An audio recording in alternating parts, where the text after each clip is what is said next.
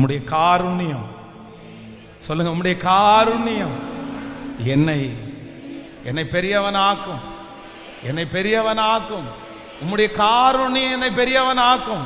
உங்களுக்கு எல்லாருக்கும் புரிஞ்சிருக்கும்னு நினைக்கிறேன். காருண்யன்றது என்னது? காருண்யம் என்னது என்றால் தகுதியே இல்லாத ஒருவனுக்கு கொடுக்கிறது கிருபை. ஆனா அந்த தகுதி கூட இல்லாதவனுக்கு கொடுக்கப்படுகிறது தான் கர்த்தருடைய காருண்யம்.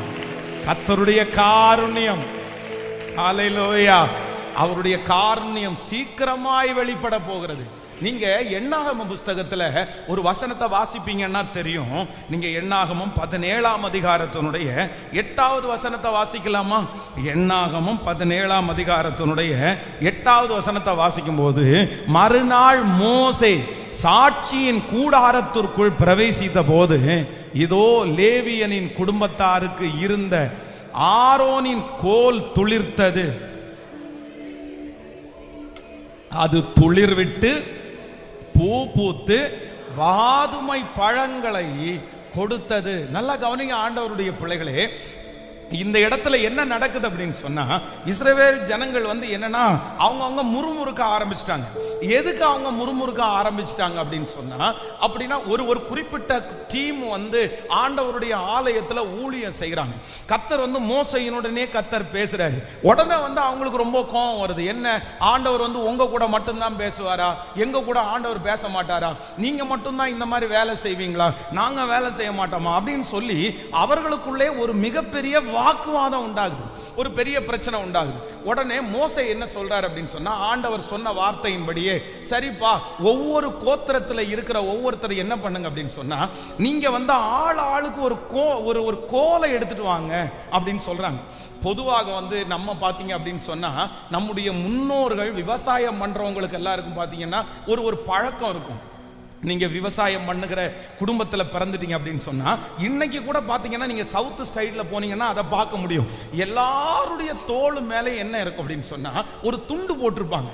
எப்பவுமே எங்க அப்பாவுக்கு எங்க அப்பாவை இன்னைக்கு வரைக்கும் நான் துண்டு இல்லாம எங்க அப்பாவை பார்த்ததே இல்லை. எங்க அப்பா வேஷ்டி கட்டியிருப்பாரு, சட்டை போட்டிருப்பாரு, நல்ல ஒயிட். இப்போல்லாம் நம்ம வாங்கி கொடுக்கறதுனால கூட ஒரு காலத்தில் அப்படி போடலாம். ஆனால் இன்னைக்கு அவருக்கு நல்ல ட்ரெஸ் நம்ம வாங்கி கொடுக்குறோம். ஒயிட் நோட்டு போட்டிருப்பாரு. ஆனால் ஒயிட் போட்டுட்டு இன்னும் ஒரு பாருங்க, ஒரு டவல் மாதிரி ஒன்று ஒயிட் கலரில் எடுத்து தலையில கட்டியிருப்பாரு. இது எதுக்குப்பா தலையில கட்டிருக்கிறீங்க? இது எதுக்குப்பா வச்சிருக்கீங்கன்னா, அவருக்கு அது ஒரு பழக்கம். அவங்களுக்கு கையில அந்த எல்லாருடைய கையிலையும் பார்த்தீங்கன்னா ஒரு டவல் மாதிரி ஒன்று வச்சிருப்பாங்க. அவங்க அந்த சால்வை மாதிரி ஒன்று வச்சிருப்பாங்க. எல்லா முன்னாடி இருக்கிற வயதானவர்களும் கழுத்துல கூட போட்டுக்குவாங்க. அப்போ அன்னைக்கு இஸ்ரவேல் ஜனங்கள் அவர்கள் நிறைய பேர் மேய்ப்பர்களா இருக்கிறதுனால எல்லாருடைய கையிலையும் என்ன பண்ணுவாங்கன்னா ஒரு குச்சி வச்சிருப்பாங்க. இப்போ அந்த 12 கோத்திரமும் என்ன பண்றாங்கன்னா கொன்ற சொல்றாங்க. ஆண்டவர் சொல்றாரு, நீங்க என்ன பண்ணுங்கன்னா தேவனுடைய பிரசன்னத்துக்குள்ள அந்த கோலை கொண்டு போய் வைங்க அப்படின்னு சொல்றாரு. சோ அத்தனை பேரும் 12 கோத்திரத்தில் இருக்கிறவங்களும் அந்த கோலை கொண்டு போய் உள்ள வைக்கிறாங்க. நல்லா நினைச்சுக்குங்க, யாருடைய கோல் துளிர்க்கிறதோ அவன் தான்ப்பா இந்த ஊழியத்தை செய்யணும், அவன் தலை மேல தான்ப்பா இந்த காரியம் இருக்குது அப்படின்னு ஆண்டவர் சொல்லிட்டாரு. ஆனா அடுத்த நாள் ராத்திரியோட ராத்திரியா வேதம் சொல்லுது, அந்த கோல் அந்த தேவனுடைய ஊழியத்திற்காக நியமித்த ஆரோனுடைய கோல், அப்படின்னா லேவியின் குடும்பத்திலே இருக்கிற அந்த ஆரோனுடைய கோல் என்ன பண்ணிச்சாமா, ஒரே ராத்திரியில செத்து போன அந்த கோல், செத்து போன அந்த மரம். நீங்க 8வது வசனத்துல வாசிக்கும் போது, ஆரோனின் கோல் துளிர்த்திருந்தது, அது துளிர் விட்டு பூ பூத்து வாதுமை பழங்களை கொடுத்தது. ஆமென் சொல்லுங்க பார்க்கலாம்.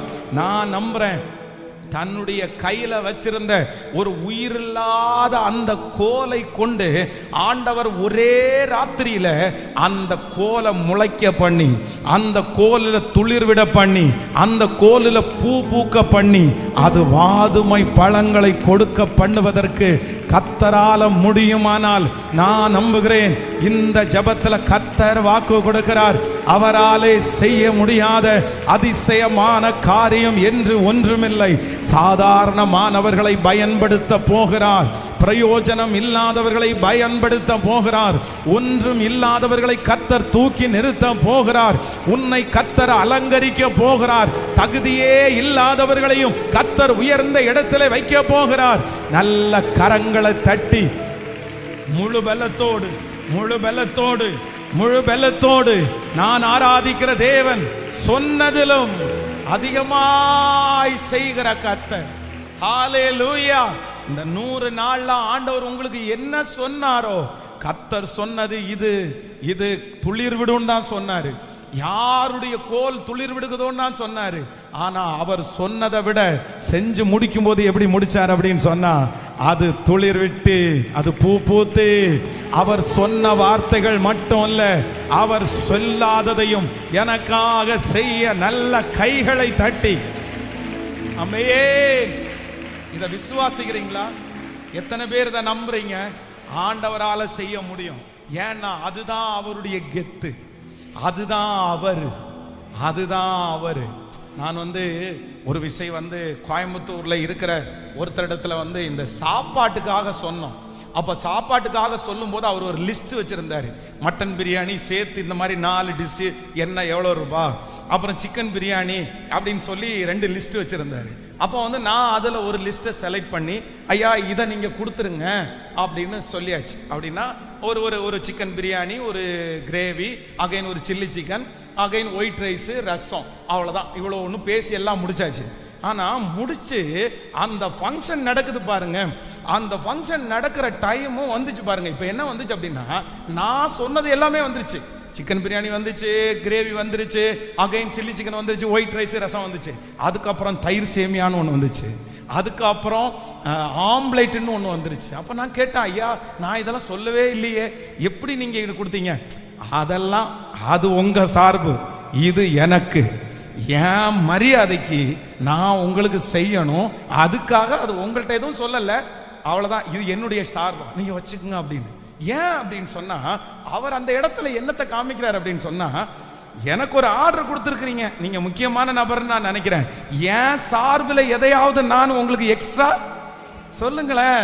அப்ப நான் நம்புறேன், ஒரு மனுஷனுக்கு அவர் சொன்ன வார்த்தையை விட ஒரு படங்கு அதிகமா செய்யணும்னு தோணுது அப்படின்னு சொன்னா, நான் ஆராதிக்கிற தேவன் நீங்கள் நினைப்பதற்கும் வேண்டிக் கொள்ளுவதற்கும் நல்ல கைகளை தட்டி இந்த வார்த்தையை ஆமோதிங்க. இன்னைக்கு உங்க நிலைமையை பார்க்காதீங்க, இன்னைக்கு உங்க சூழ்நிலையை பார்க்காதீங்க, இன்னைக்கு கடந்து போகிற பாதையை பார்க்காதீங்க. கர்த்தர் சொல்லுகிறார், இது வாதுமை மரமாய் இருக்கலாம், இது சாதாரணமான ஒரு கோலாய் இருக்கலாம், காஞ்சு போன ஒரு கோலாய் இருக்கலாம், ஆனா என் தேவனாகிய கர்த்தர் நினைப்பாரே ஆனால் அதை ஒரே ராத்திரிக்குள் அதை கர்த்தர் முளைக்க பண்ணி பூ பூக்க பண்ணி, ஆமென், வாதுமை பழங்களை கொடுக்க வைக்கிறதற்கு நல்ல கைகளை தட்டி ஆமென். நம்புறவங்க, உங்களால ஆகாதது என்று ஒன்றும் இல்லை. நான் 100க்கு 100 உங்களை நான் நம்புறேன் ஆண்டவரே. அப்பா நான் நம்புறேன் சொல்லுவோம், 100க்கு 100 உண்மையே நான் நம்புவேன்.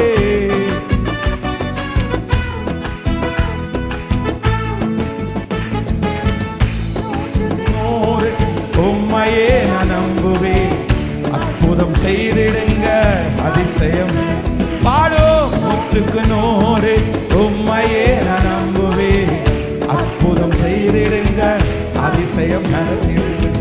மனிதர்கள் முன்பாக தலை குனிந்து போகாமல் உதவி செஞ்சிடுங்க, உயர்த்தி வச்சிடுங்க. பாடும், தலை குனிந்து போகாமல் உதவி செஞ்சிடுங்க, உயர்த்தி வச்சிடுங்க. உம்மைத்தான் சொல்லுங்க, அற்புதங்கள் எனக்கு செய்யுங்கப்பா. பாடும், நான் நம்பி இருக்கேன், அற்புதங்கள் எனக்கு செய்யுங்கப்பா.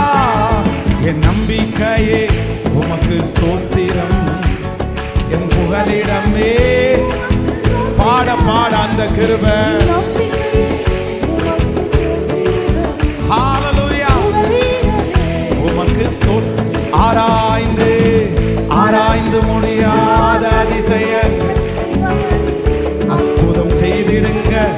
அதிசயம் நடத்திடும். ஆராய்ந்து முடியாத அதிசயங்கள் செய்பவர், அற்புதம் செய்திடுங்க, அதிசயம் நடத்திடும். ரெட்டிப்பான நன்மை தருவேன் என்று சொன்னீரே, இன்றைக்கே தந்திடுங்க, இப்பவே தந்திடுங்க. ரெட்டிப்பான நன்மைகளை தருவேன் என்று சொன்னீரே, இன்றைக்கே தந்திடுங்க, இப்பவே. கைகளை மேல துணைத்தா நான் நம்பியிருந்தேன்.